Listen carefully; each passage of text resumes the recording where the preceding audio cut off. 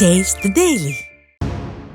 தர்மபுரி மாவட்டம் காரிமங்கலம் ஒன்றியத்திற்குட்பட்ட பகுதிகளில் உள்ள 22 நபர்களுக்கு 11 லட்சம் ரூபாய் மதிப்பிலான தொகுப்பு வீடுகள் பழுது நீக்கும் பணிக்கான ஆணைகளை அதிமுக முன்னாள் அமைச்சரும் சட்டமன்ற உறுப்பினருமான KP அன்பழகன் வழங்கினார். நிகழ்ச்சியில் ஒன்றிய குழு தலைவர் சாந்தி பெரியண்ணா, துணை ஒன்றிய குழு தலைவர் செல்வராஜ், மாவட்ட ஊராட்சி குழு உறுப்பினர் காவேரி, ஒன்றிய செயலாளர் செந்தில்குமார் உள்ளிட்டோர் உடனிருந்தனர்.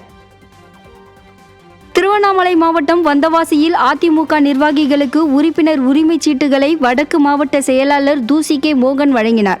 வந்தவாசி நகர செயலாளர் ஹோட்டல் பாஷா ஏற்பாட்டில் நடைபெற்ற நிகழ்ச்சியில் அம்மா பேரவை மாவட்ட செயலாளர் சத்தியவாடி பாஸ்கர் ரெட்டியார், எம்ஜிஆர் மன்ற மாவட்ட தலைவர் பாலு முதலியார், அம்மா பேரவை நகர செயலாளர் மோகனநாதன், நகர அவைத் தலைவர் இளவழகன், இளைஞர் மற்றும் இளம் பெண்கள் பாசறை மாவட்ட செயலாளர் அருண் உள்ளிட்ட ஏராளமானோர் கலந்து கொண்டனர்.